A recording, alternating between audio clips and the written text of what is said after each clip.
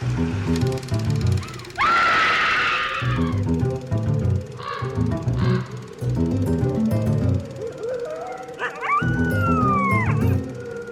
and welcome to Scream Scene, the horror movie podcast where we watch every horror movie ever made in chronological order and then we rank them from best to worst. My name is Sarah. And I'm Ben. Thank you for listening to us today. Ben, how are you doing? On a personal level, I think I'm doing pretty good. And on a public level? What's the opposite of personal? Well, maybe professional, but that's not really the opposite I'm going for here. I'm just saying that, like, things in the world are scary and upsetting. Sure. I have friends who I'm worried about and people I know who are going through tough times. But, like, if I just think about me, how things are just going for me, I'm doing good. You know what I mean? Sure. Well, I'm glad things are going pretty well for you. And for the folks who are facing off against ICE in Minneapolis that we know, we send solidarity and strength. And everywhere else in the States, facing off against ICE, facing off against many things, strength and solidarity. How are you doing, Sarah? Trying out some new medication. It's making me very hungry all the time. So if I come off a little irritable, it's just because I'm like, can we stop recording so I can go eat now? Ben, what are we watching today? I'm hoping it'll be a good movie because there was so much to research. There was so much to uncover about this movie. I learned so much about so many people that I'm hoping the movie is good. Because I had never heard of it. I've never seen it before doing the podcast. So tonight we are watching Night of the Eagle, directed by Sidney Hayers, also known as Burn Witch Burn in the United States. Yeah, I stand by my statement of the US title being much more exciting. Yes. But given the UK title is Night of the Eagle, I could think that they might be calling upon Night of the Demon a little bit. Yes, I think so as well. Yeah. So this movie is based on a novel, and it is not the first adaptation of that novel even. So Sarah, why don't you tell us a little bit about what has come before? The novel is CONJURE WIFE, and it was published in 1943, and its author is Fritz Leiber. Ben, does that name, Fritz Leiber, ring any bells? It absolutely does. I'm sure for a lot of different reasons, but off the top of my head, it rings a bell because Fritz Leiber created the city of Lankhmar in, I believe the fantasy world is called Arawan, and it's Fafhrd and the Grey Mouser are the two characters that he wrote stories about. And those stories, I think, have become kind of forgotten today, but they're really important because they were one of the three, I think, main sources of inspiration for Gary Gygax in creating D&D and what D&D is like. And same with like Ed Greenwood and a lot of other creators who came into D&D. Like, you need to combine Fafhrd and the Grey Mouser, Conan the Barbarian, and like Lord of the Rings. And those three things kind of get you like the worlds of D&D. Yeah, cool. I have more to say about that, but I'm glad that you've made that connection. I know he did more stuff than that, and probably even more stuff that like I know about, but in terms of like what's front of memory, Fafhrd and the Grey Mouser is what's front of memory. Yeah. So Fritz Leiber, he was born in 1910 in Chicago to Shakespearean theater actors, and he would occasionally, when growing up, appear alongside them on the stage, his father being Fritz Leiber Sr. So if you see a Fritz Leiber having an IMDb, it's more than likely his father, Fritz Leiber Sr. Okay. Our Fritz Leiber Jr. graduated with a bachelor's in psychology and biology from the University of Chicago in 1932, and he decided with this either double major or double degree under his belt, he would go and do more school by attending the General Theological Seminary as a candidate for the ministry in the Episcopal Church. I did not know that about him. Yeah, well, he didn't complete it. Then he tried studying philosophy in grad studies back at the University of Chicago, and he didn't finish that either. Oh. Because all the while, as he's trying to find, like, what am I going to do? He is finding his passion in storytelling. Not on stage like his parents, but on paper. Now, during this time, he is doing some acting with his father in some Hollywood productions that came by. For example, he has a very, very brief cameo in the Charles Laughton Hunchback of Notre Dame. Oh, neat. But this is as he's trying and not yet succeeding in getting published. He began corresponding with H.P. Lovecraft and engaged in those literary circles of those Lovecraft and Robert Howard followers. Mm-hmm. So it was no surprise when his first published short story, Two Sought Adventure, came out in 1939 and was a sword and sorcery story introducing his two recurring characters that you mentioned, Fafford and the Grey Mouser. I did not realize that Two Saw Adventure was his first published story. Yep, very first. That's cool. It and the Fafford and the Grey Mouser stories that come after are sources of a lot of those tropes that you see in sword and sorcery. But honestly, he's probably riffing a lot on Conan. Yeah. Because Conan came first. He's also riffing a lot on Tarzan, which came like 20 years before as well. So yeah, I mean, Conan's kind of like a Tarzan who's going around like an ancient sort of world and not confined to a jungle. And then Fafford and the Grey Mouser is like a rogue and, well, they're really two rogues, but there's a sort of small fighter and a thief. Yeah, a fighter and a thief. And most of their adventures are in this city called Lankmar. And basically every famous fantasy city location in pop culture is kind of just a ripoff of Lankmar. Yeah. Yeah. While writing, Leiber worked, including as a speech and drama writer at the Occidental College in 1941 to 42. And that setting at the college inspired the novel that he would publish in 1943 in Unknown, which is Conjure Wife. When World War II started, or rather when the U.S. entered World War II, he left teaching to start working at a manufacturing plant, helping with the creation or manufacture of aircraft. And indeed, he would not be able to be an author full-time until the late 50s. Now, Conjure Wife, as I said, it was published in 1943, but it was first adapted in 1944 as Weird Woman as part of the Inner Sanctum mystery series. Now, we had watched that, not for the podcast, just because. For fun. For funsies. We watch movies for funsies. And, like, it's fine, but it's probably, I would almost describe it more as, like, noir mystery. Mm-hmm. Yeah, the Inner Sanctum mysteries were all kind of like mystery movies with a slight weird thing bent to them, so they sort of have like one foot brushing up against horror tropes, but they're mostly noir mysteries. Yeah, and they are TV movies as well, which is why we haven't covered them for the podcast, though I believe we have a horror adjacent episode on the first Inner Sanctum mystery. Yeah, they all starred like Lon Chaney and a bunch of other people who appeared in a ton of 1940s Universal movies. So if you're into the Universal classics of that period, you're going to like recognize a lot of people in the cast and in the crew. Mm-hmm.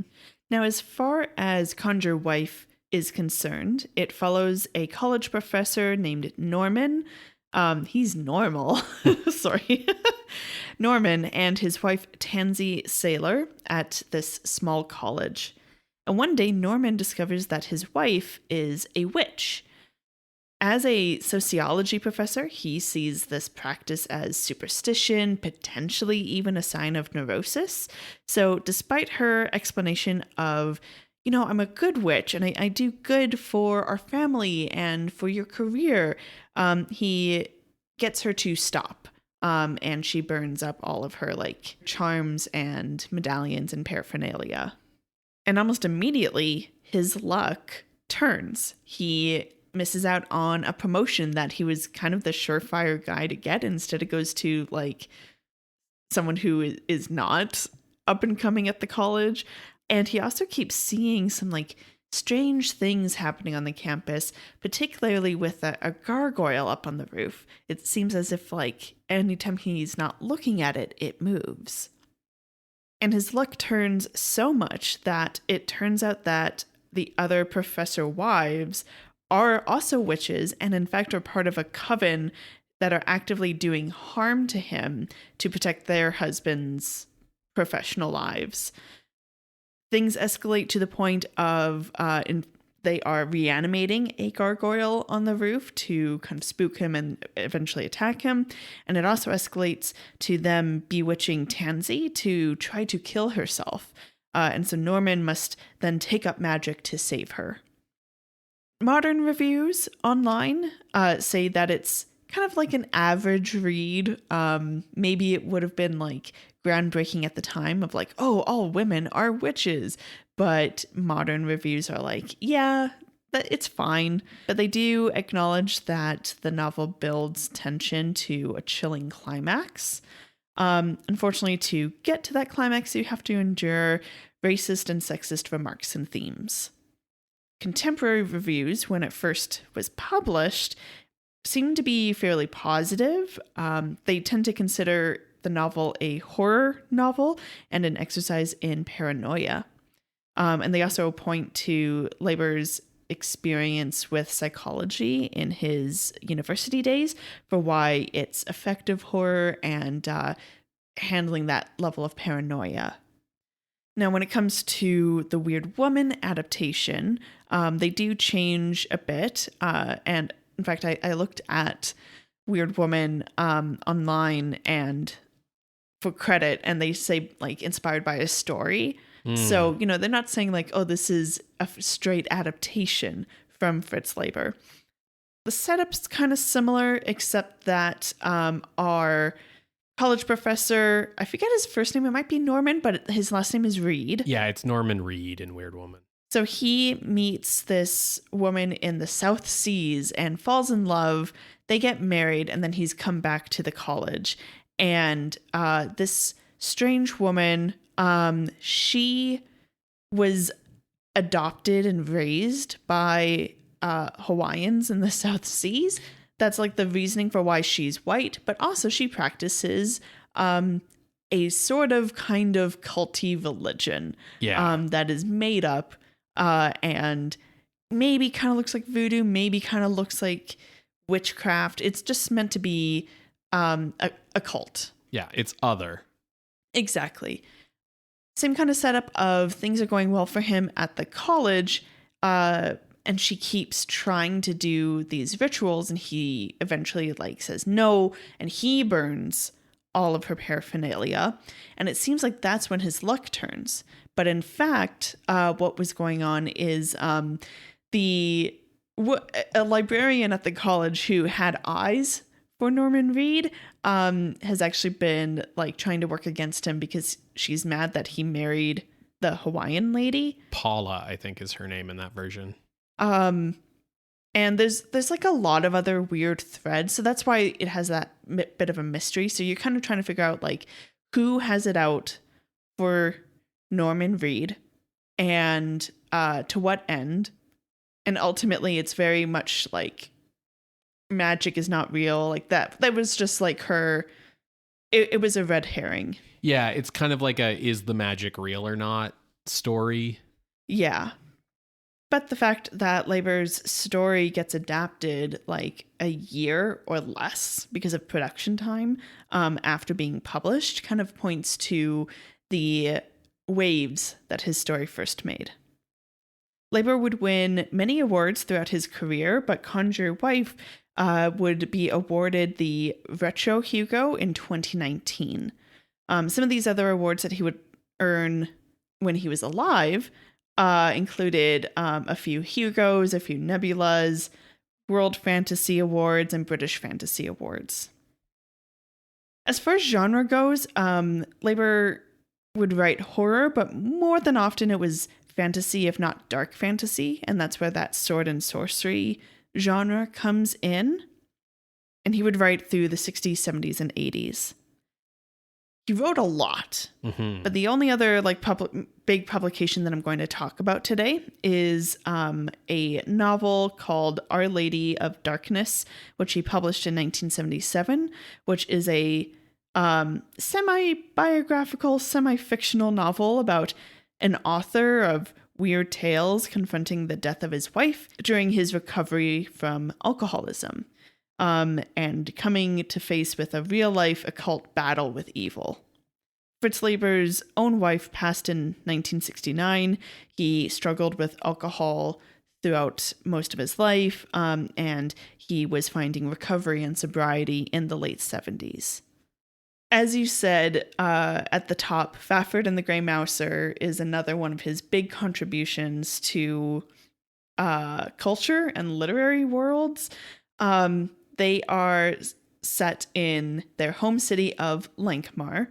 So when he was in university, he and his friend Harry Otter Fisher created a board game set in the whole world is called Nowan. But Nowan, that's what it was. Yeah. I knew it was a play on like nowhere, basically, right? Yeah. I couldn't quite remember how it was phrased. The war game itself is titled Lankhmar because of it being set at the city. And in fact, the two-shot adventure short story that he wrote was basically taking the characters that he and his friend played and writing about their adventures. So very lots of nerdiness going on, and is also why people shouldn't give you weird looks if you write fiction about your own D&D characters. It's a legitimate, I was going to say art form, but a legitimate origin for your characters. Yeah, absolutely. And this is all in the 30s, 40 years before D&D existed. Yeah. So he would write many other stories about Fafhrd and the Grey Mouser. But back to that board game. Gary Gygax would eventually create Dungeons and Dragons, but he started with that idea around a fantasy kind of board game because of a board game called Dungeon. Dungeon, through the 70s, was seeing a lot of popularity, and so Gygax contacted Fritz Leiber about adapting his old board game as a sequel or a companion to Dungeon. Eventually that happened, and Lankhmar was published as a board game in 1976. And what's nice is that royalties from that board game were enough that Leiber could live comfortably, even as some publication opportunities slowed down, particularly during his recovery. Mm-hmm. Fritz Leiber would pass away in 1992 after a stroke, aged 81. Yeah, they also licensed Lankhmar for a D&D box set in the 80s, which I think was also part of a Gygax effort to get Leiber some money. Yeah, a lot of people in the literary world and stuff were like, dude's living in squalor. What is he doing? Leiber, yes, he didn't have a whole lot of money, but he also didn't like to live a flashy life, from what I read. He was fine with living in a small apartment, but people were, his colleagues in literature were very okay, we got to make sure he gets some work because this is not looking good, and kind of worried for his health. So one of the things that I know was kind of impactful about Conjure Wife, the novel, is that at the time when it came out in 1943, the suggestion that witchcraft was not a thing of the past that the Puritans got rid of, but that all of the women who are married to professors at this college are all witches, and witches exist among us into the modern day, was considered like a shocking idea, Mhm. basically. I mean, the beginnings of Wicca and like New Age paganism had already kind of started to happen by the 40s and stuff, but in terms of like broad American culture, it was a surprising idea. You know, this is predating like Bewitched, you know, and 100%. Sabrina the Teenage Witch and all of these other pop culture things that like suppose a like secret society world of witches among us, right? So it was a new idea. And I think that part of the reason why Weird Woman changed it to this like fictional, weird, pseudo voodoo, pseudo Hawaiian religion thing is partly because the censors at the time didn't like the suggestion that witchcraft was alive and well in the good old US of A. And it was also partly just because voodoo stuff was in vogue at the time. Yeah. Whereas now, like, we've had movies like City of the Dead, I want to say, where it's like Christopher Lee out of college and like that small town feel. There have been a lot of witchcraft movies that are more than folk horror. We've had cult movies, like movies about cults, not, oh, this movie's a cult hit, you know?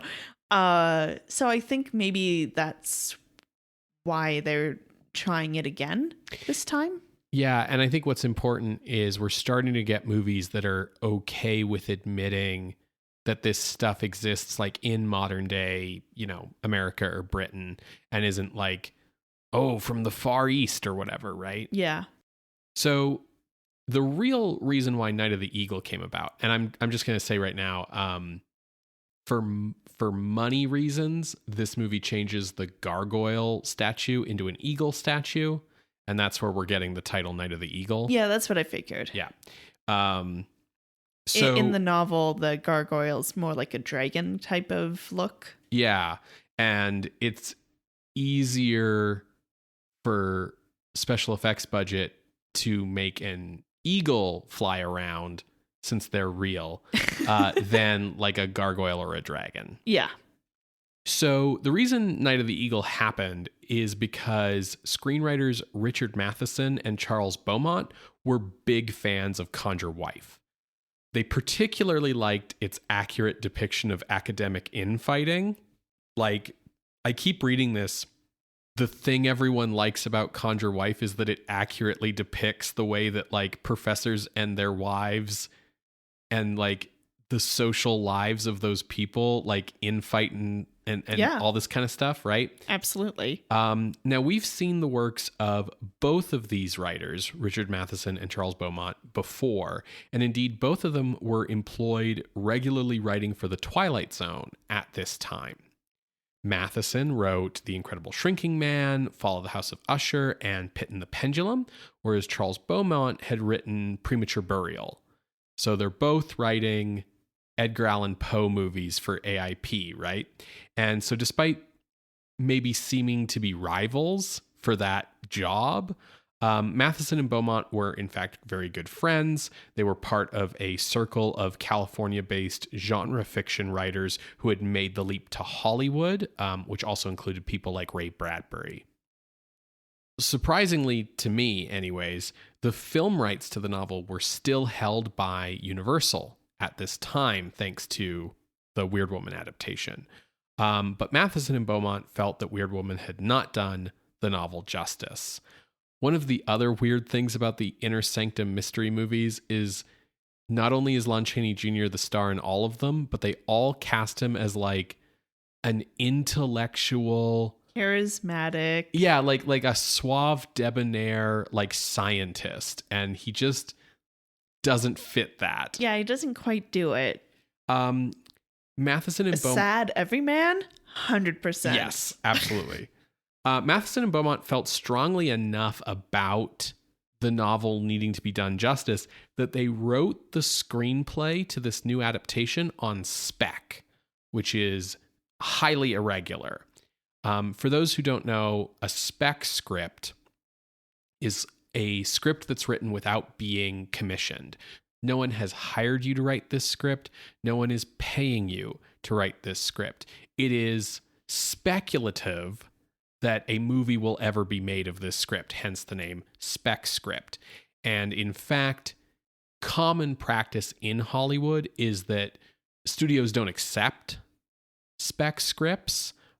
People mostly write scripts on spec to get their names out there and to have like agents and stuff realize that they can write a complete screenplay, but no one buys spec scripts to be made. So this is all highly irregular. The way that the two worked on this is that Matheson wrote the first draft and then Beaumont came in and wrote the second draft. And that's how they came up with the partnership here for writing the screenplay. Now, being that they were both employed by AIP at the time, the two then took their script to Samuel Z. Arkoff and James H. Nicholson, and they were surprisingly game to the idea of making the script into a movie, going so far as buying the rights from Universal to the novel so that they could make this script. Now, of course, purchasing those rights out from Universal was expensive, or at least that was the reason Arkoff and Nicholson gave for only paying Matheson and Beaumont $5,000 each for the screenplay. To be fair, $5,000 in 1962 is like $50,000 today, so... They're doing fine. Now, ever the penny pinchers, AIP then decided that as a cost-saving measure, the picture should be produced in England, where it was cheaper to make movies at that time. Basically, they're trying to make this as cheap as possible so that they can be guaranteed sort of the return on investment of that initial cost of having to buy out the rights from Universal. So AIP basically gave this movie to their English distribution partner, Anglo Amalgamated. And this was the company where, like, their deal with AIP is that Anglo distributed all of AIP's movies in England and AIP distributed all of Anglo's movies in the US. And then Anglo Amalgamated turned around and agreed to finance the production company Independent Artists to actually make the movie, which was given a budget of about £50,000, which ain't a lot. No. Now, Independent Artists was a British production company which specialized in making B movies, and it was run by Julian Wintle, Leslie Parkin, and Albert Fennell. Wintle and Fennell would later go on to produce the most well-known seasons of the television series The Avengers from 1965 to 1967, specifically the Emma Peel era of The Avengers. That's the spy series from the 60s that used to be extremely popular, not the now better-known Marvel Comics characters.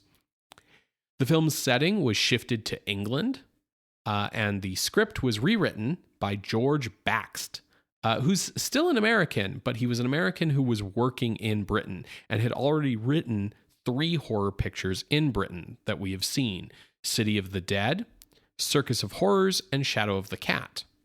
One of them I definitely enjoyed. I didn't enjoy Circus of Horrors, and Shadow of the Cat is not ringing any bells. That's the one where the cat stands to inherit the estate. Oh, so that it one's starts fucking killing. dope. Yeah. Yes. So the cat kills put people. City of the Dead at the top of that list, and Yeah. Circus of Horrors at the bottom. Sure.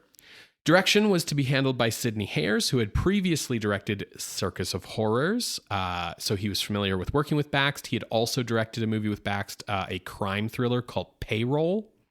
Hayers had started out as an editor, and several of his films, such as Payroll, were very well received, but he was ultimately kind of a journeyman director, taking whatever jobs were offered to him. And so he worked in film and television up until he was 74 years old and passed away 5 years later.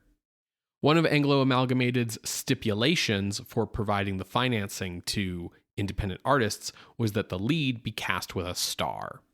Peter Cushing was the first choice to play Norman Taylor in this version, but Cushing told the producers that he was sick. And then he went and starred in Hammer's horror-tinged adventure film Captain Clegg. I'm sick. Yeah, basically. Peter Finch was the next actor approached, and he also turned the part down. I'm also sick. Ultimately, the star requirement was provided by actress Janet Blair, who plays the role of Tansy in this version. Now, Janet Blair was born Martha Janet Lafferty in Pennsylvania in 1921 to a musical family, we can say. Janet's entertainment career began as a singer in the Hal Kemp Orchestra, one of the many big band acts of the 1930s. Blair fell in love with Kemp's arranger and conductor, Louis Bush, and the two married in 1943.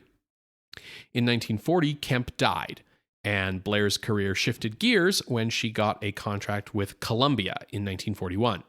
She appeared in a number of films until 1948 when her contract ended, and she decided that she was through with Hollywood. So after leaving Hollywood, she instead embarked on a career on the stage in like musicals and stuff, and she married her second husband, producer-director Nick Mayo, who produced and directed a lot of the musicals she was starring in. And then in the late 50s, she began appearing on television, mostly in variety shows. In 1957, she appeared in her first feature film in nearly a decade, the Red Skelton comedy Public Pigeon No. 1. Night of the Eagle was her first film appearance since then. Oh. Though she would also appear in the romantic comedy Boys' Night Out later this same year. Her acting career never really picked up again. So they got a star, but if I can be allowed to use this phrase, kind of a has-been star. Yeah, not actually a star. Not what they meant when they said we want this helmed by a star. Exactly. So if they were covering that base with who was playing Tansy, who do you get to play the male lead? Well, they must have really been set on a guy named Peter, because the third actor that they offered the role and who finally accepted it was Peter Wyngarde. Now, this is the second time we've seen Peter Wyngarde after The Innocents, but this is the only time we're going to see him in a lead role, and I think it's the last time we're going to see him in a horror movie, so for the podcast at all. So it's time for a deep dive into this guy's confusing life of lies and secrets. Okay, where did we leave off? Well, I'm gonna kind of recap here because it gets complicated. So Peter Wyngarde's version of his life story is that he was born in 1933 in Marseille, France, at his aunt's house to a French mother and English father. He said his father was Henry Wyngarde, a British diplomat, and his mother was Madge Wyngarde. His story was that after his parents divorced in 1937, his father took him with him to Shanghai, which was in British Malaya at the time, for a diplomatic mission, and that they were there when the Japanese army took Shanghai in 1941, and that he was interred from ages 5 to 12 as an unaccompanied minor due to a clerical error. So he was separated from his father. After the war, he was able to leave Shanghai, but he went to a hospital in Switzerland for treatment for trauma, and then got his education in Switzerland before coming to England and arriving in 1946 in Liverpool on a boat that was greeted by King George because it was all these returning POWs and diplomats and things. After arriving in England, he studied law at Oxford before working in advertising in London and then going into acting. Determining the truth about Peter Wyngarde is quite a bit more difficult. And so you kind of have to go by like documentary evidence, birth certificates, ship passage tickets, things like this. His real name was Cyril Louis Goldbert, and his parents were Henry Goldbert and Margarita Aheen. He was born in Singapore, a city that he later claimed to never have visited, and his father, Henry Goldbert, was born in 1897 in Russia to Russian Jewish parents who came to Singapore in 1904. making Henry Goldbert a naturalized British subject by 1919. Margarita Ahin was Swiss Chinese, Swiss father, Chinese mother, and she had 3 children with Goldbert, Cyril, and then 2 younger siblings. His parents did divorce in 1937, and then his mother remarried to a Swiss watchmaker in Shanghai. So he went with his mother to Shanghai. His father became like a merchant marine and never really saw Cyril again. In 1941, the Japanese army took Shanghai, and Henry Goldbert was able to use diplomatic channels to get the 2 younger children repatriated to England, where they were then raised by a foster family in Liverpool. But Cyril was left behind because he was 15 years old and thus too old to be accommodated. It was kind of like, oh yeah, we'll let the children go because we feel bad for the children. But like, he's 15, he's fine. He can be in an internment camp here in Shanghai. So Cyril was placed in this camp and basically abandoned by his family. There he developed his love for acting and theater because there was a lot of like education programs for the kids in this camp. And he met and befriended future author J.G. Ballard, who would write the novel Empire of the Sun about his own experiences in this internment camp. Although later, Peter Wyngarde claimed that he didn't know J.G. Ballard and had never met him. At the camps, Goldbert developed his dream of becoming a famous actor on the London stage. After Japan surrendered, Goldbert left for England, arriving in Southampton in December of 1945. So he's in real life quite a bit older than he claimed to be and had a little bit of a different backstory here. He began his stage career in June 1946, adopting the name Peter Wyngarde. He was a struggling actor for many years. He married fellow actor Dorinda Stevens in 1950 or so, but by 1955 they were divorced after spending 3 years together, with Wyngarde later saying that he married too early and it was a mistake. He had a large number of girlfriends who he lived with through the 50s, as well as boyfriends who he lived with through the 50s. For a long time, he shared an apartment and romantic relationship with actor Alan Bates. Now, of course, in the 50s, homosexuality was criminalized in the UK, so that part of himself had to be secret. In private life, he described himself as 50% vegetarian and 100% bisexual. Wyngarde made it to the West End by 1958, acting a season at the Old Vic with Vivien Leigh, who he began an affair with, which lasted a couple of years while she was seeking a divorce from her husband Laurence Olivier. Also in the late 50s, his career on television was picking up, and by 1957, he was beginning to be seen as a TV heartthrob, which makes his appearance as a gay character in the 1960 television play South all the more notable. Mm-hmm. He had appeared in a handful of films, most notably The Siege of Sydney Street in 1960, and as I mentioned, we first encountered him in the role of Peter Quint in The Innocents in 1961. This movie is like his first starring lead role in a feature film. And the story goes that he initially turned down Night of the Eagle, just like everybody else, but then driving home from the meeting, he saw a luxury sports car he really wanted, and so he turned around and he accepted the role on the condition that he be paid the exact price of the sports car. Great financial decision. Where Peter Wyngarde's star really rose was after this film in television. He appeared as the leader of the Hellfire Club in A Touch of Brimstone, the very famous BDSM-inspired episode of The Avengers in 1966 that would later directly inspire the creation of the Hellfire Club of X-Men comics, with the character Mastermind being drawn to resemble the actor and being given the name Jason Wyngarde. In 1967, he appeared in Checkmate, the third episode filmed of the cult series The Prisoner with Patrick McGoohan, where he appeared as Number 2. Wyngarde would then achieve household name status with his starring role in the spy series Department S in 1969. The S is for spy. Yeah. Sorry. Where he played the character Jason King. Now, on Department S, Jason King was a member of a team of spies, but his character was so popular that the second season of the show was just named Jason King and just became about him after that. In the show, Jason King was a novelist / spy, pretty clearly based on Ian Fleming, and Peter Wyngarde decided to portray him with a sort of hedonistic lifestyle. He dressed in flamboyant, decadent clothes. He drives a Bentley Continental. He has long hair and a handlebar mustache.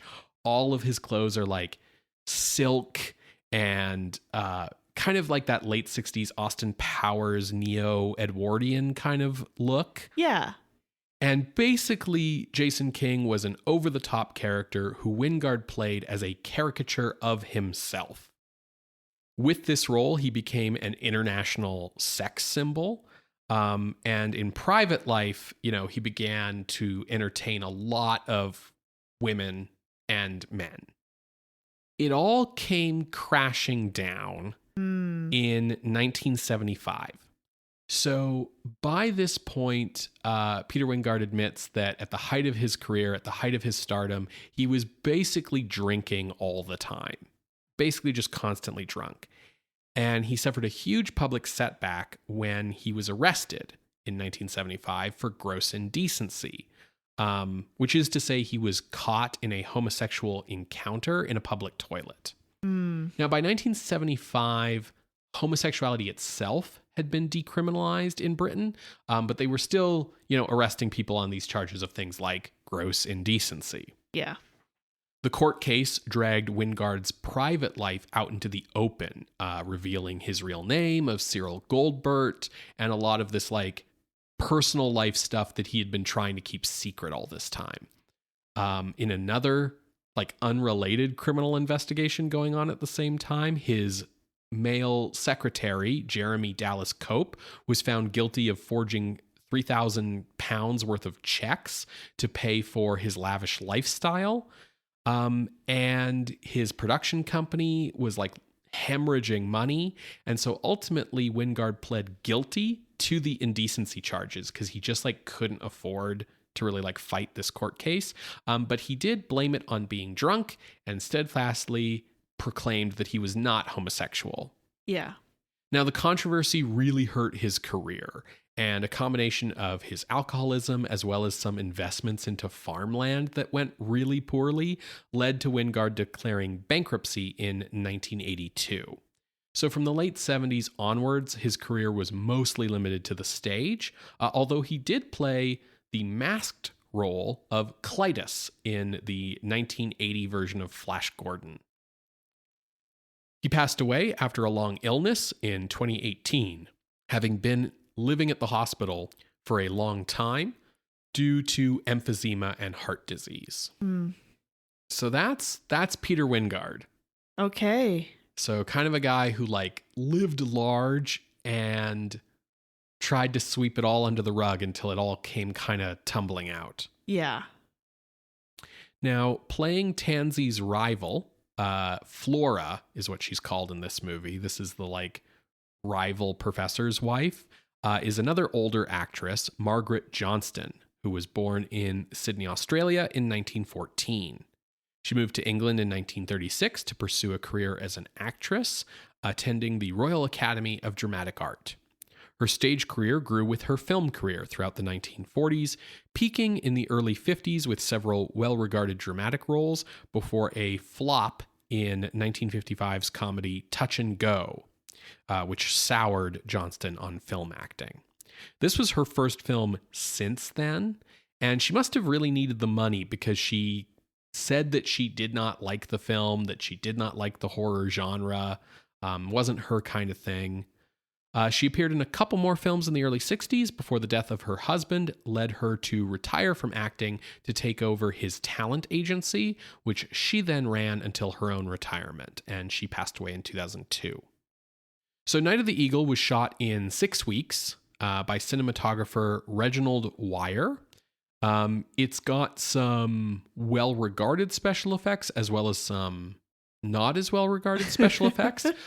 They're kind of in that like low budget Uncanny Valley thing. Yeah. So, you know, in order to have the statue come to life and attack Norman, as I mentioned, they changed it from a gargoyle to an eagle, and then they used a real eagle. And the way they got like 9-foot wingspan, huge talons, the way they got it to attack Peter Wyngarde is they attached some like raw meat to his back.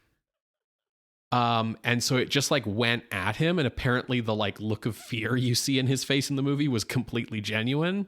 Yeah, eagles are fucking huge, dude. Yeah. And basically they were able to use the eagle for real shots until the meat on Peter Wyngarde's back soured and the eagle wouldn't go for it anymore. Buying more meat at the supermarket was not in the budget. No. The film's musical score is one of the very last by composer William Alwyn, who was best known at the time for having written like rousing scores in British wartime movies. Okay. The film was released on May 11th, 1962 in the UK and was rated X. It did not do well. Oh, no. Wyngarde tells a story of going to see the movie with Alan Bates and them being the only two people in the theater. The picture did much better in the United States, where AIP released it under the title Burn Witch Burn. Maybe the better title. It was released in the States on April 25th, 1962. AIP added basically a gimmick prologue to the movie. It's a long audio-only introduction by voice actor Paul Frees, declaring that the film is cursed because real spells are depicted in it, and then intoning a counterspell to protect the audience from harm while they watch the movie. Okay. The picture made $3 million in the United States, and it got good reviews. Oh, bonus. The New York Times called it the best supernatural thriller since Village of the Damned, and the best witchcraft movie since I Walked with a Zombie. And in fact, many critics compared it to the old Val Lewton movies. Interesting. So we have nobody liked it or went to see it in the UK, and we have it was a hit in the US. So hard to judge what we're going to get here tonight. But today it is available on Blu-ray under the Burn Witch Burn title from Kino Lorber, although the Blu-ray has both openings. So you either get the Paul Frees intro and Burn Witch Burn as the title, or you just get the Night of the Eagle title without the intro on the Blu-ray. You can decide between the two. Which one are we watching? I don't know yet. We'll flip a coin and tell you later. Hopefully you can find a copy of either option, and you're going to hear a brief musical interlude. And when we come back, we will discuss either Burn Witch Burn or Night of the Eagle from 1962, directed by Sidney Hayers. See you on the other side, everybody.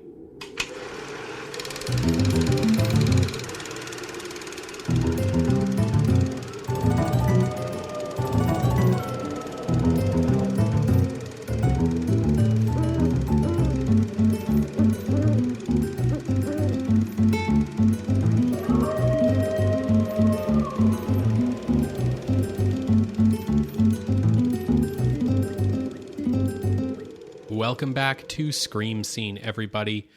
We just finished watching Night of the Eagle, aka Burn Witch Burn from 1962, directed by Sidney Hayers. Sarah, what did you think? I thought it was pretty good. I have notes for, ways they could have made things a little better. For the folks at home, we watched Night of the Eagle, not Burn Witch Burn. We did not watch the version that has the preamble. I think that might flavor how we respond to it, or at least some of my notes that I have for the movie. Okay. But I did enjoy it. Yeah, I really liked this. I was especially impressed with it knowing that it was super low budget because it doesn't look it. Mm-hmm. Like, it looks like an A picture. They did a great job. Yeah, I think it really benefited from that uncanny valley situation. Yes, the low budget uncanny valley where at the lowest budget, you have to do everything for real, which makes your movie look better than at the medium budget where you have to fake things. Yes. Well, why don't I tell the folks at home what it's about? Yeah. It's pretty accurate to the book as far as I could tell. I am just going to give a little bit of a content warning. I didn't cover it in the first bit of the show because I couldn't find like the full detailed synopsis of the novel, so I just didn't mention it. But there is an accusation of sexual assault by the professor to a student. It is a false accusation, but that in and of itself can also be triggering. So just a heads up. Mm-hmm. So we follow a Norman Taylor, who is a psychology professor, and he is making waves at this university, much to the chagrin of some of the other professors' wives, including Flora Carr, who also happens to be a professor. Now Norman and his wife Tansy have people over for bridge, and both of them are kind of like, oh, we're trying hard to fit in here, but everyone seems to be a little like not inviting. Like they let us be here, but we can't seem to break into the social circle.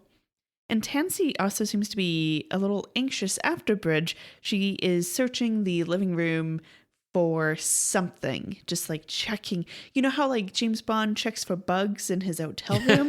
Kind of like that. And she ends up finding a puppet voodoo doll thing attached to the lamp. She destroys it, kind of moves on. But this focus of hers distracts her while Norman happens to find some magic paraphernalia in her drawers upstairs. He finds more and more the following day and eventually confronts her about it, because his whole thing is about logic and rationality and sees superstition, including witchcraft and belief in like psychic abilities and all of that, as a means for someone to distract themselves away from reality.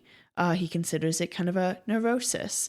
So he confronts her about it, and she explains that she first got interested in this kind of witchcraft when they were in Jamaica and he got very ill. We do get a specific name for what kind of occult thing she's practicing. It's called Obeah. It's from Jamaica. It has its origins in like the African diaspora, similar to how voodoo also has its origins in that. But of course, voodoo has its own roots because of Haiti. For more information about that, listen to our episodes on voodoo stuff. But it is drawing upon an existing belief system rather than making something up like what we saw in Weird Woman. Yeah, and you were even saying that like some of the charms and things that she's got all around the house were like accurate kind of things to Wicca. So like a bell in the entryway, for example, which is like, bringing good tidings, bringing good luck. But yeah, so we do have a little bit of a mix, but there is a real belief system she's pulling it from. Yeah, you can tell they at least did some research here. Some.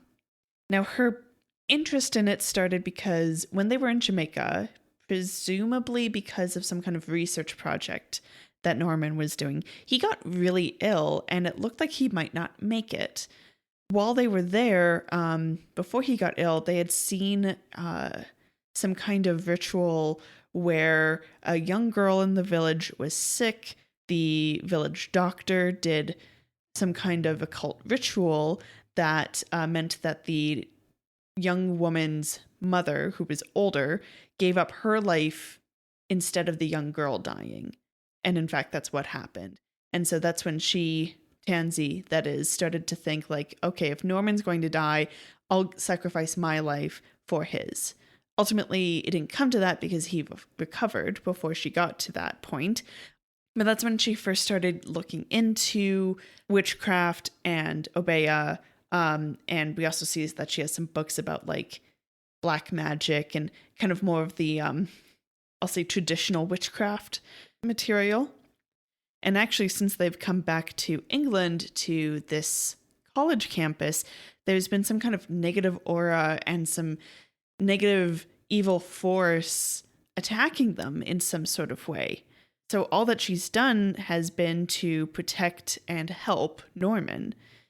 He believes, as I said before, that this is a bit of a neurosis, so he forces her to face reality, and they destroy all of her stuff, including she has this locket that has a picture of him, and there's some kind of like dried up herb in it. So they go to like put that dried up herb in the fire, but his picture falls out and ends up going into the fire. And she's like freaking out about this, and he's like, "It's just a picture, don't worry."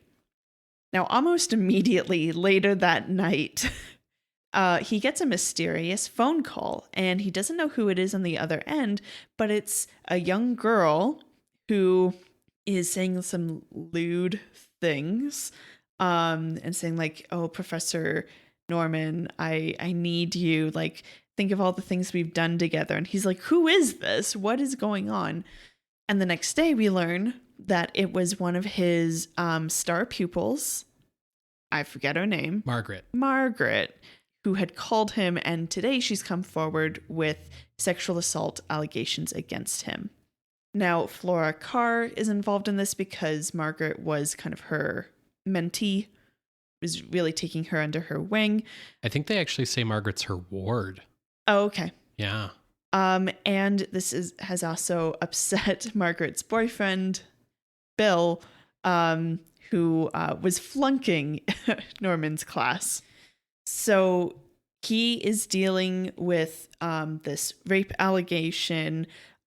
Bill takes it very, very poorly and threatens Norman with a gun. And, Norman's trying to handle all of this. By the time he gets back home, he's not telling Tansy any of this. Bad move. She's like, "You look like you've had a bad day." And he's like, "It's nothing." He happens to have gotten some mail, which strangely doesn't have any notes attached to it, but he is like, "Oh no, this is the lecture I requested that I want you to listen to because it's about neuroses and believing in reality." He goes to play it, and there's some kind of strange additional sound added that seems to really freak Tansy out. Now, it's like a dark and stormy night, and as the recording is playing and Tansy is getting even more agitated, some spooky stuff starts to happen, like the lights going out, like power to the house going out. They get a phone call when they turn off the recording that is continuing the strange sound, and it seems like something's trying to break into the house. But that all immediately stops when simultaneously Norman opens the door and Tansy pulls the phone out of the wall.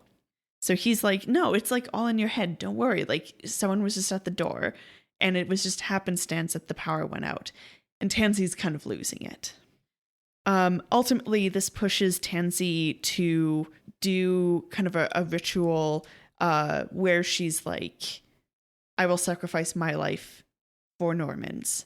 Let me take his place." Because she believes that, his life is kind of forfeit. All of this has been attacks on his life. She wants to take his place because she loves him just that much. It's at this point that we get a bit of a frantic sequence. She disappears the next day and leaves him basically a suicide note. And Norman believes she's gone off to their cabin. He's frantically driving there, driving very quickly. He gets into an accident, finally gets to the cottage. He can't find her. And as he's searching through the cottage, he finds some more of her witchcraft paraphernalia, including a little bit of a ritual recipe card that includes instructions of how to call someone to you. Because he's so frantic, he ends up doing that ritual in a nearby graveyard because he's just like, "I can't find her. She said she was going to kill herself at midnight. I need to do something." And she arrives. She's sopping wet because she had wandered into the ocean. And she seems to be in this continued trance state. She comes out of it when she is brought back home, and she tries to explain what's going on. And he's like, no, you're just in a trance. You're just ill. You're just at the end of your rope. And then once she goes back into a bit of a trance state, she actually tries to attack Norman with a knife. It's at this point that, she's coming at him with the knife and she's limping, which is odd because she didn't have a limp before. But the limp makes Norman think of Flora. I didn't establish this earlier, but Flora has a limp. The movie establishes it earlier, which is all that really matters. Yes. After he takes care of Tansy, puts the knife away, puts her into bed, locks the room, leaves, he goes to Flora's office and he finds more witchcraft paraphernalia. Flora comes in and he starts to confront her, saying that she has some history of hypnosis because of psychology stuff. Yeah, that's her specialty or field of study. Yeah, and he accuses her of basically trying to push Tansy into going insane, to discredit him and get him kicked out and all of this. And she laughs at him and she's like, oh yes, because witchcraft could never be the reason. And she starts pulling out these tarot cards and explaining this represents your house and this represents your wife, and then lights it on fire.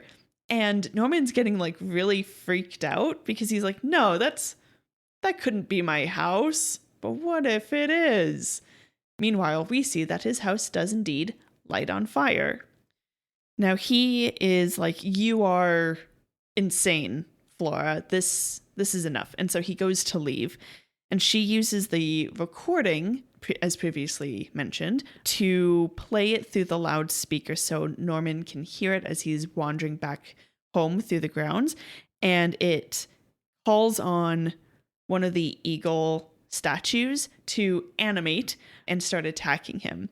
And it's done really well with miniatures because it really gives the vibe that this is a giant fucking eagle bursting through doors like it's Jack Nicholson, scratching up his back. Now, as Norman had been kind of running through the grounds, he does bump into Flora's husband, Lindsay, who's like, what is going on? So he happens to wander over to Flora's office, and Lindsay's interruption means that the broadcast on the loudspeakers gets turned off. Kind of just in time, as it seemed like Norman was going to be butchered. Yeah, devoured by an eagle. Norman kind of shakes it off because what's interesting is his coat isn't torn the way that we saw it get torn by the eagle. The doors that we saw the eagle crash through aren't broken. So he's kind of like, okay, well, that's strange. Let me get back home.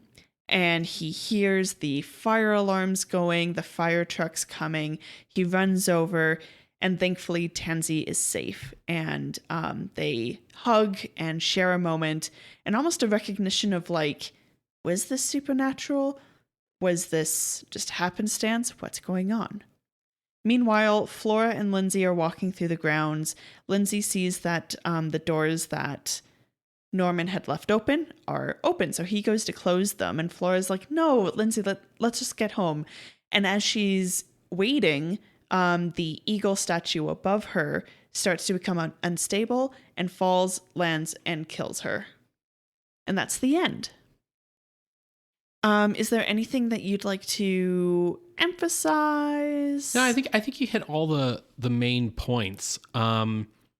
The main thing I want to just say about this movie is, from at least my perspective, they did a really incredible job with this movie, and clearly a lot of attention was paid to a lot of details. Yeah. I think the movie has incredible direction. I think it has fantastic cinematography. Yes.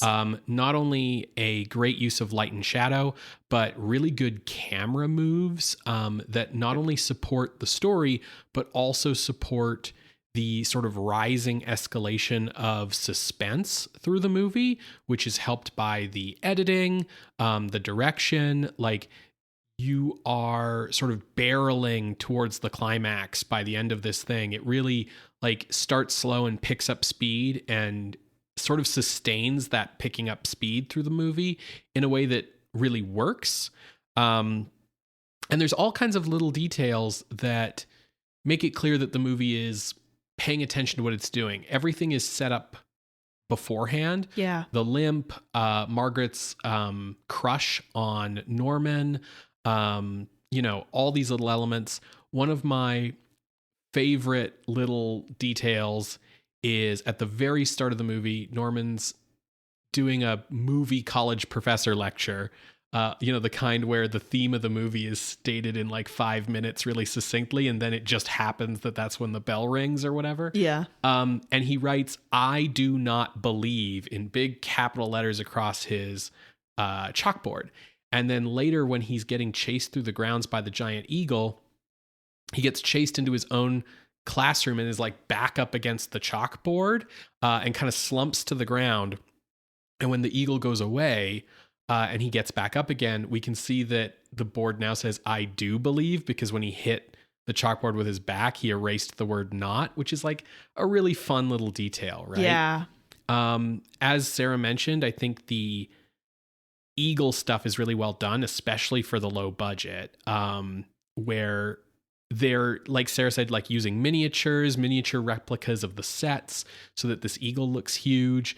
I think is really well done overall, especially on the low budget. Yeah, they're doing some rear projection where they filmed the giant eagle, probably like an average sized eagle, though it looks like it's a golden eagle, which is the largest of eagles. Yeah, the research I did said the wingspan was 9 feet. Okay, yeah. So they shot it going through a miniature hallway and then rear projected it so that Norman, or rather, I guess Peter, the actor, is running away from it. And it's a quick enough shot that, like, if it was longer, you'd be like, your brain would be like, oh yeah, that's rear projection, I get it. But because it's quick, you're just like, whoa, that's a giant eagle. Yeah. Whoa. Like, for when it crashes through the door, it's actually like a prop. Yeah, eagle. It's so good because it's just like, bam. But it's really quick, right? So you just see something crash through the door, and then in the next shot, there's the eagle. And they did a really good job of matching the miniature sets for the eagle with the real locations, right? Yeah. And that's another reason the movie looks great and doesn't feel like a B movie, is all of the real locations that they go to and the fact that there's so many of them, right? Mm-hmm. Like, the whole movie kind of revolves around just like the college and his house. So it could have that B movie problem of just like going back and forth between two locations.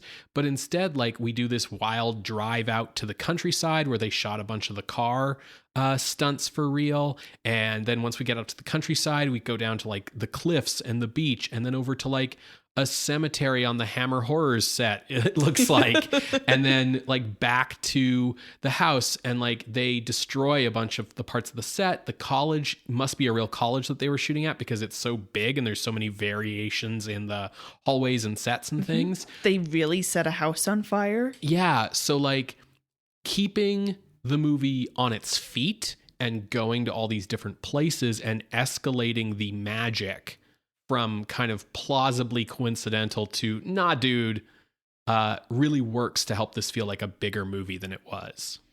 I agree. And just like case in point of some of the camera movement choices, some very interesting camera movements very early on when Tansey's paranoia is like ramping up and anxiety is ramping up. We are following with her as she's searching underneath tables and stuff, and when she's in a trance, we get some point of view shots where like we're almost looking through pinpricks, and we're from like it's almost as if the actor playing Norman is like half holding the camera. Yeah, it's from Tansey's POV, but done in a way to suggest that she's kind of in a daze. Yeah. And then some of the lighting, for example, when she picks up the knife in the trance, we get, of course, that shot of the light reflecting from the knife onto her face, which, like, I know is probably a little, like, tropey, especially in this day and age, but I fucking love it every time I see it. Like, there's so much care and attention to detail here where it's clear that they took their time with the shots, that they thought about things, that things were deliberate. Like, they shot the hell out of this movie. It looks great. It really sucks that it didn't do well in the UK, because I think if it had done well there, it would have really helped Sidney Hare's career. Yeah. Because even though it did well in the US, like his career was in the UK and like nobody there had heard of it. So you can't really benefit from it. I think the level of care in the movie making goes down to even the music. Yes. Because the climactic parts of the music are riffing off of Dies Irae. Yeah. And it's also just like a very like driving score. Yeah, it's really incredible. I think Peter Wyngarde gives a really great performance in this movie. Yes. Especially when he truly thinks that eagle is breaking into his classroom. Like he is shaking. Like fantastic acting. He comes across in this role completely believable in exactly the way Lon Chaney wasn't, in the sense that you buy that he's an intellectual and you buy that he's this like guy devoted to reason and logic and all of these things. And you also buy that he's kind of suave and debonair and charming in a way where his rise through the faculty could just be his own charm. You believe that like students are falling in love with him. You believe that he's got this like hot, nice wife. Although I do like that in a way, Janet Blair's has-been status means that she's old enough that I like buy her as a professor's wife a lot more than if they had cast like a 21-year-old. Yeah. She almost struck me as like a little older than Norman. Yeah, he's definitely older than her, but not if you asked him. Well, I think part of it is the fact that like Tansy is like so ready to give up her life for him. And I think that could work if she was young and naive, but then you wouldn't necessarily believe the level of devotion she's put into both like her love, but also into the witchcraft.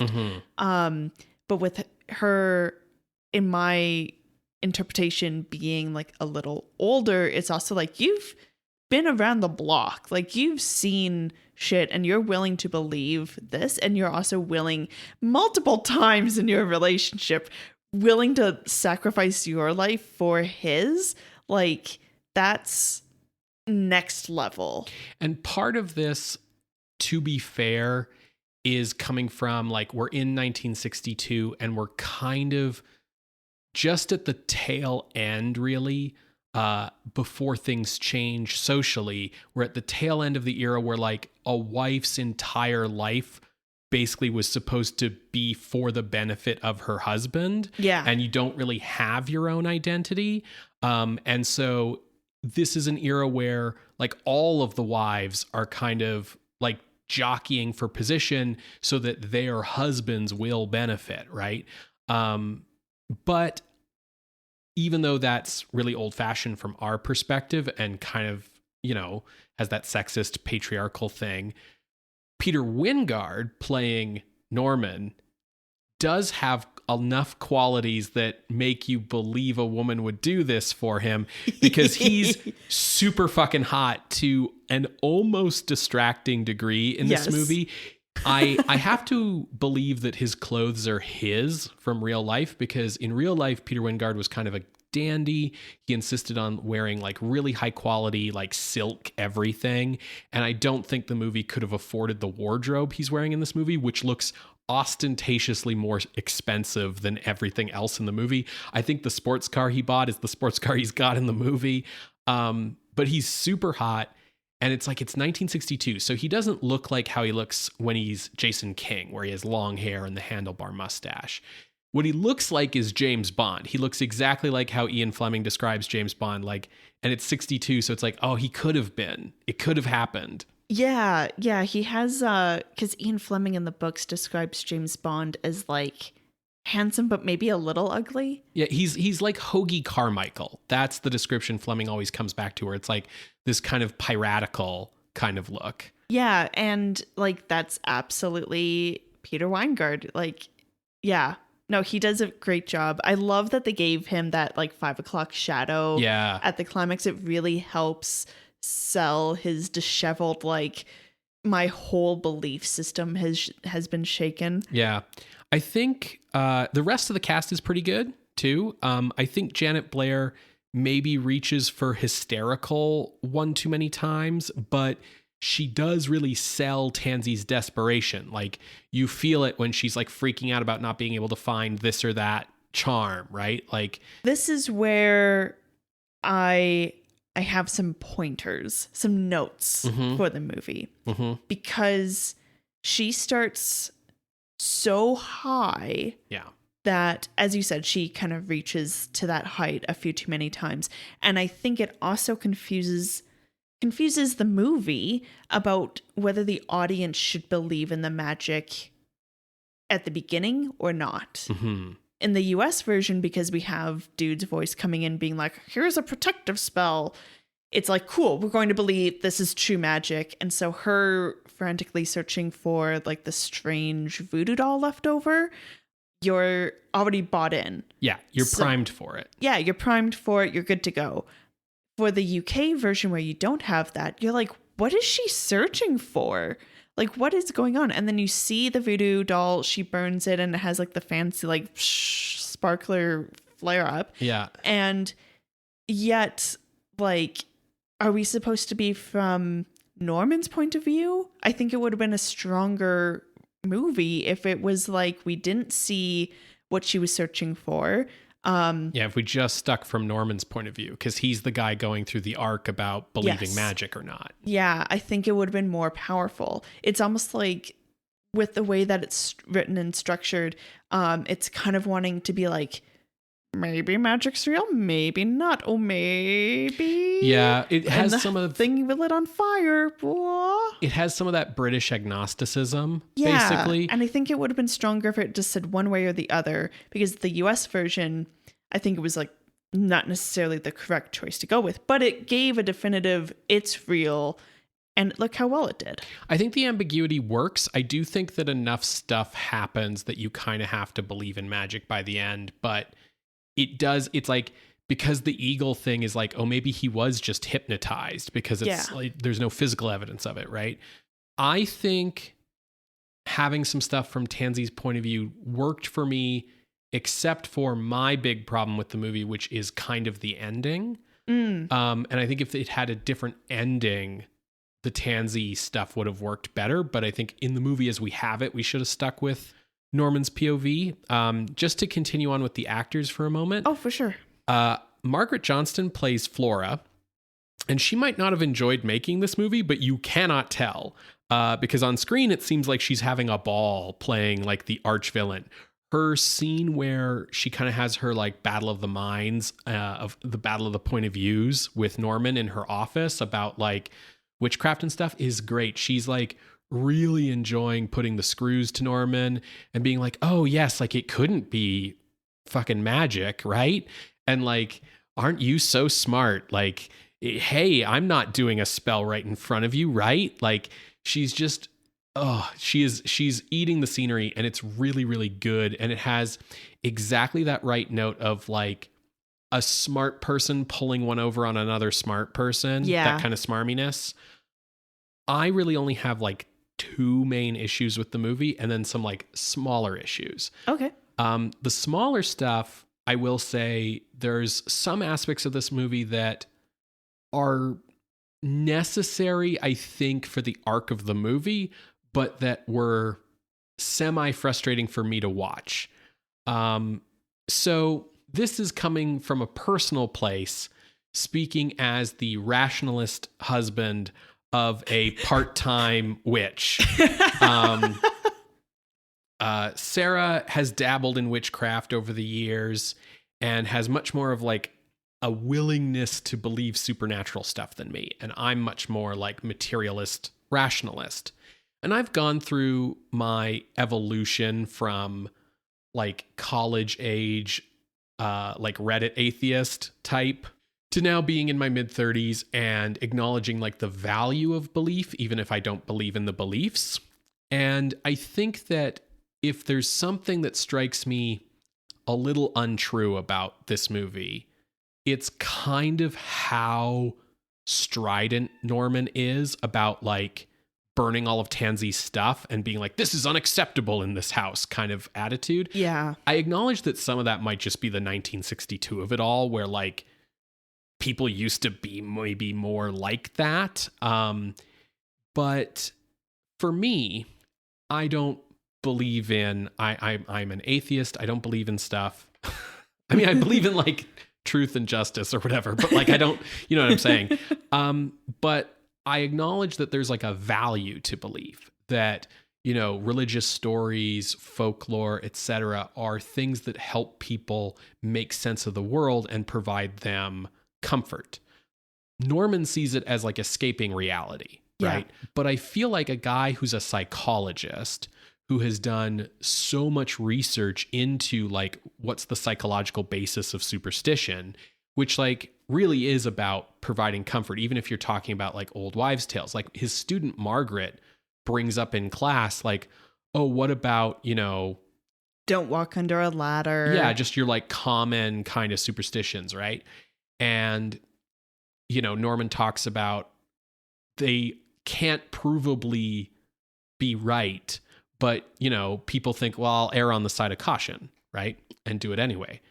I feel like Norman should have had a better grasp on what the psychological effect of burning all his wife's stuff would have been. Like ignoring the magic of it all, ignoring that like magically that's a bad idea. Just like from a pure like how to interact with your wife idea. And I get that this is also kind of the era of like, well, the way you quit drinking is cold turkey, right? Like that you just, you know, get rid of all your liquor, throw it in the trash, and then you'll be fine, right? Like that was kind of the vibe at the time, and certainly even more at the time the novel was written.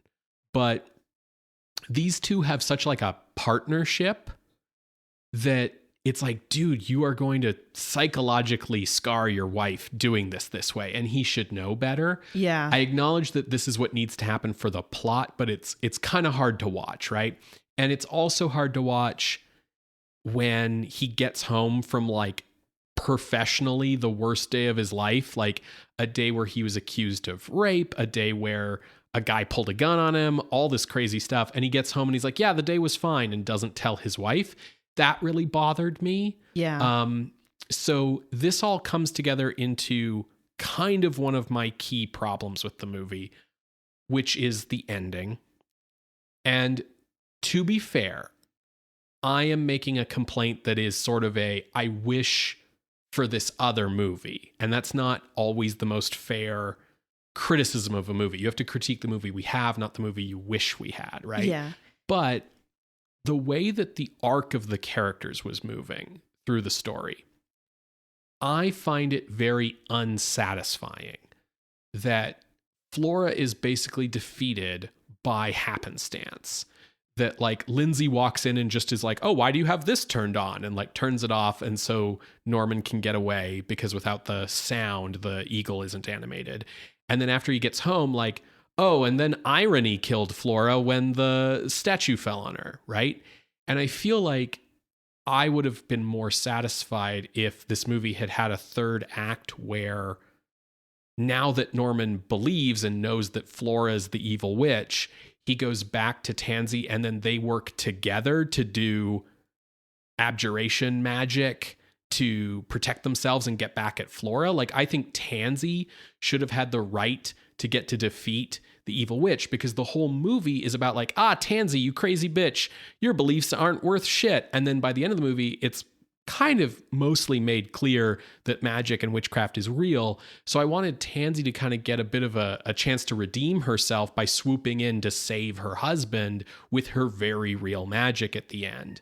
And if the movie had come towards an ending like that was about Norman and Tansy forming like a stronger partnership over him coming to accept her beliefs, then I feel like having parts of the movie earlier that are from Tansy's point of view would have worked better, because the movie would have been about these two people coming together.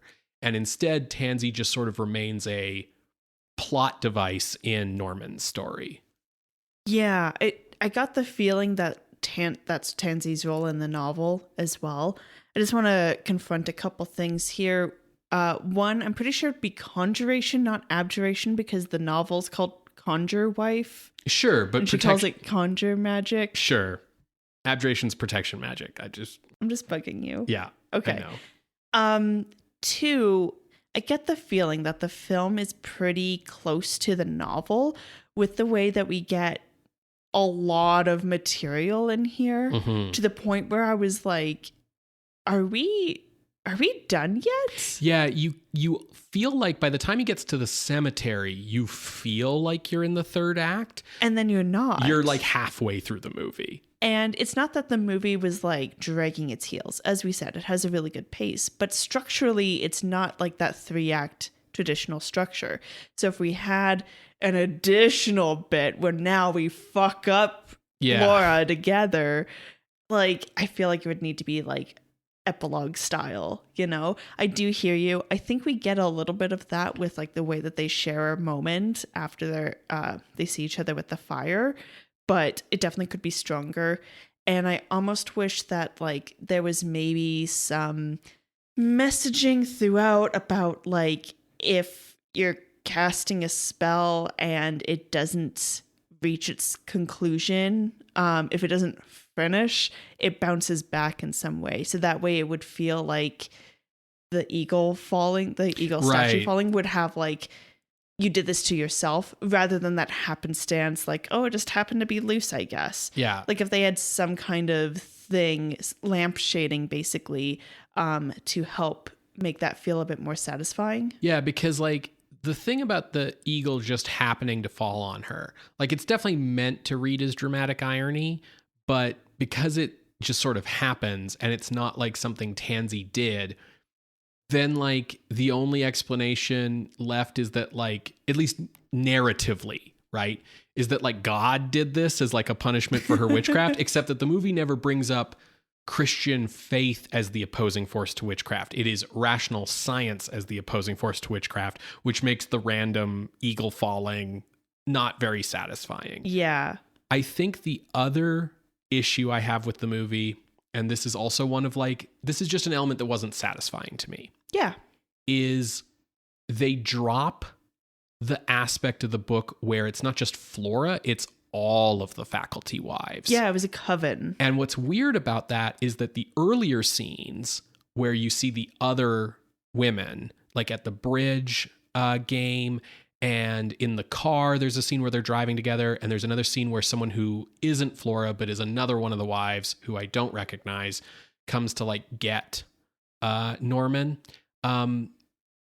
The acting and the writing and the directing all like really heavily imply to me that they're all witches, but then they don't give you that reveal. And I think what's unsatisfying about that to me is it sort of presents like the, oh, it's just one bad apple kind of thing, where it's like, oh, it's just Flora. Like Flora was mad about stuff and jealous.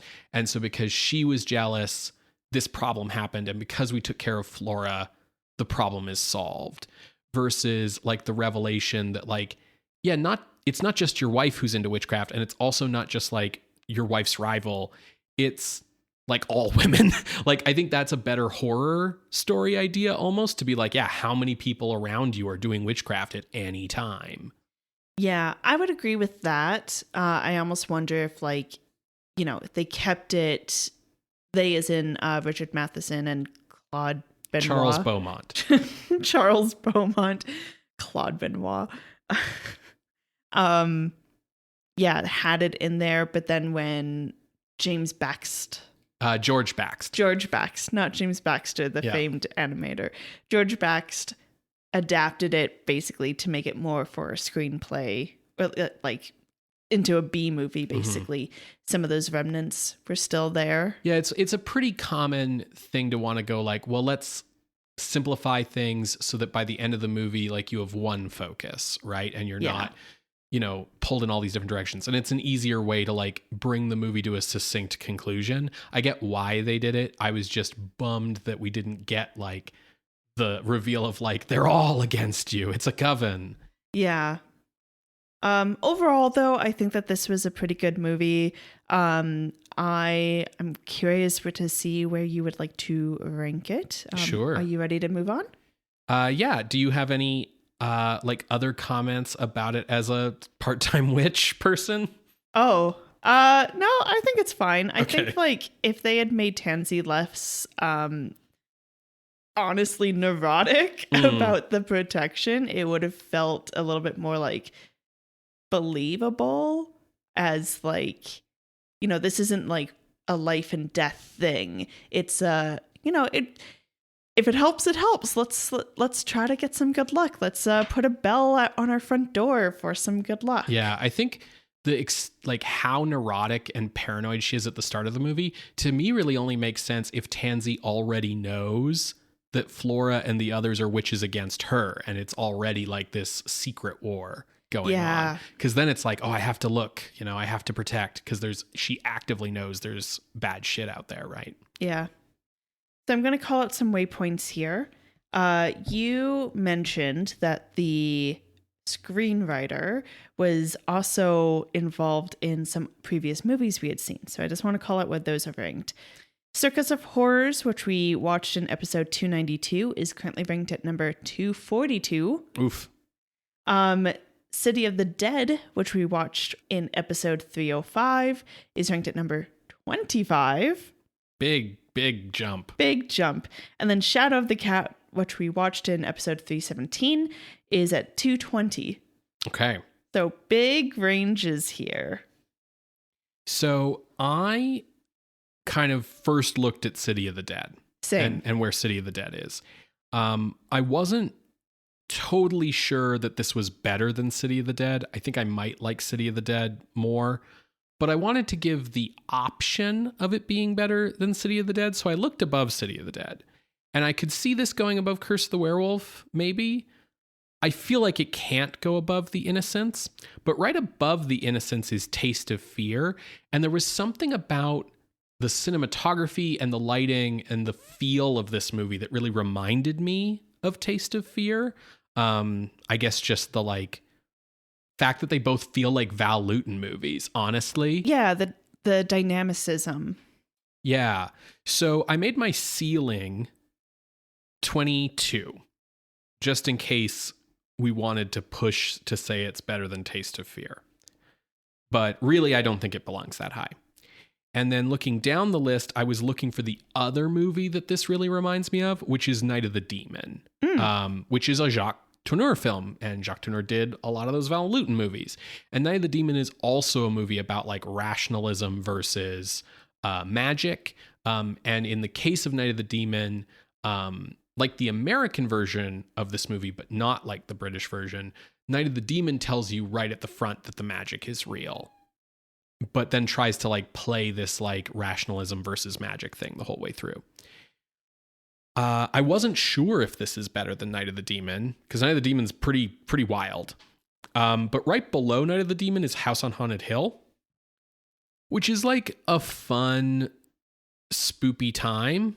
But I think Night of the Eagle is a better movie than House on Haunted Hill. So my range here is roughly 24 to 37. Interesting. Okay. So I was actually looking lower. I also started at City of the Dead, but I feel like it's better than, what the fuck is this movie called? Night of the Eagle. Also, speaking of titles, yeah. Yes, there is an eagle that attacks him at night, so I get where that comes from. But they say "burn witch burn" in the dialogue. Yeah. They don't. Well, that's where they pulled it from. Yeah, but it's like that makes it the better title, guys. Like, I kept waiting to see if someone was going to be like, "Oh, and now for the Night of the Eagle." Oh no, I was thinking like, "Oh, thank God that this horrid Night of the Eagle is over," you know, or something. Yeah. Right? Didn't happen. So, "Burn Witch Burn" is a better title because they say it in the movie, which is the best thing to do. So yeah, City of the Dead, I believe, is better than Night of the Eagle. So as I started looking down, I went past, I hear you about Night of the Demon, but I saw Fairman Maria, I saw Fiend Without a Face, and kind of just continued going down. The movie that this really reminded me of was I Bury the Living. Which one is that? Okay, so dude has like the map of the plot. Oh yeah. Yeah, and it feels like a Twilight Zone episode a Yes. little bit. Yes. It also has that gimmick of like, we'll pay out the insurance or something like that. Yeah, I Buried the Living, and then I also thought of Night of the Hunter.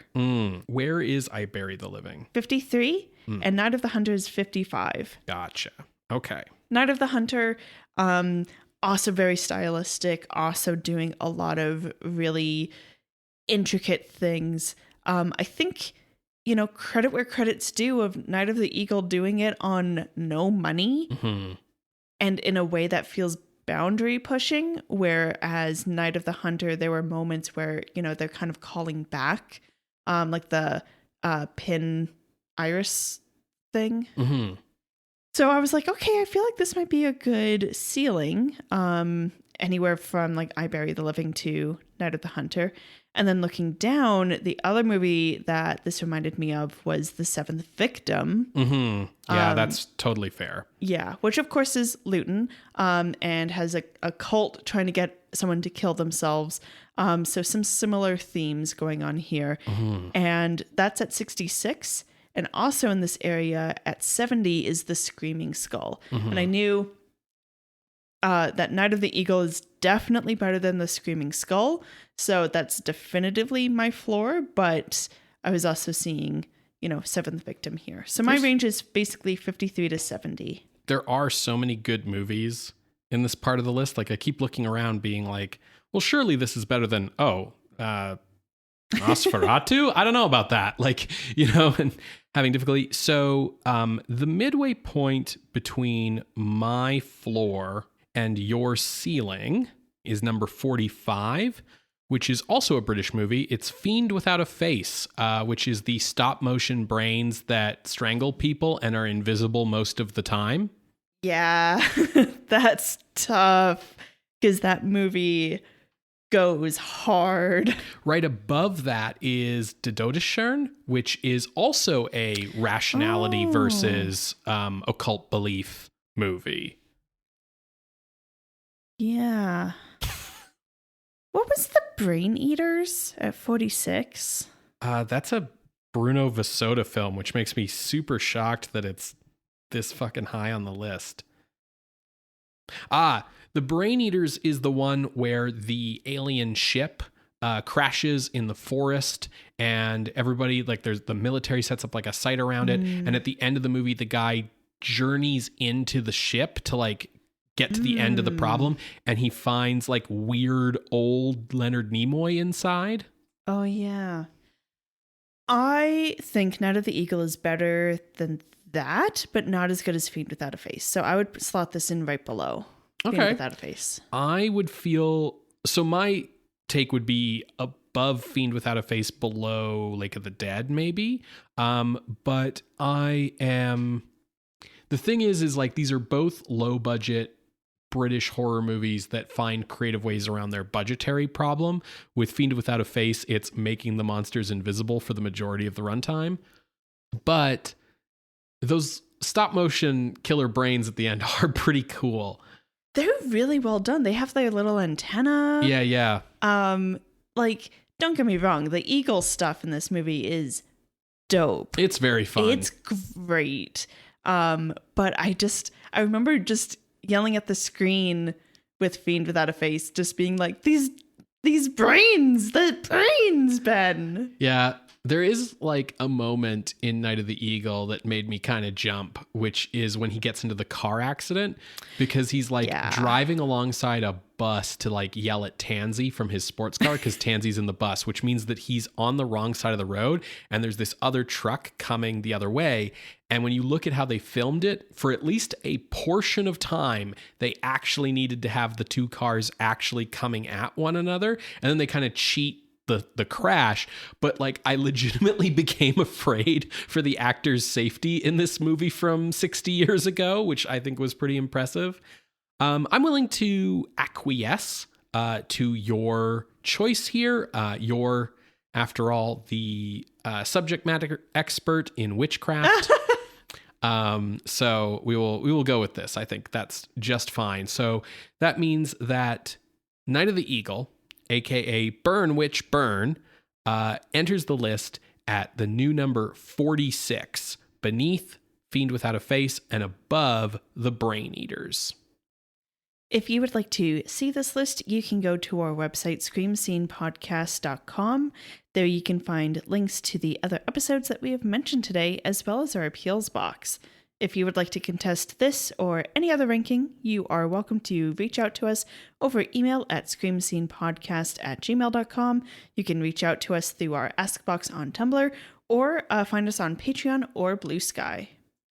Scream Scene updates every other Wednesday on SoundCloud and many other podcast streaming platforms when the RSS feed connection works properly between all of them. I think it's all fixed these days, right? Yeah, it's all fixed. Okay. We don't need to bring it up anymore. Got it.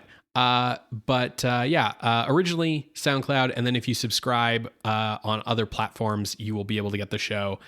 If you would like to support the show, you can do so by leaving us a rating or a review on the podcasting app of your choice, by telling people about the show, friends, neighbors, coworkers.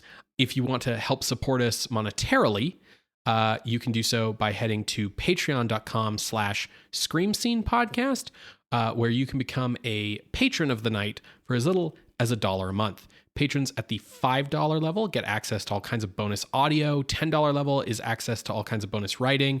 And there's all sorts of fun projects we do every year at Halloween that are extras.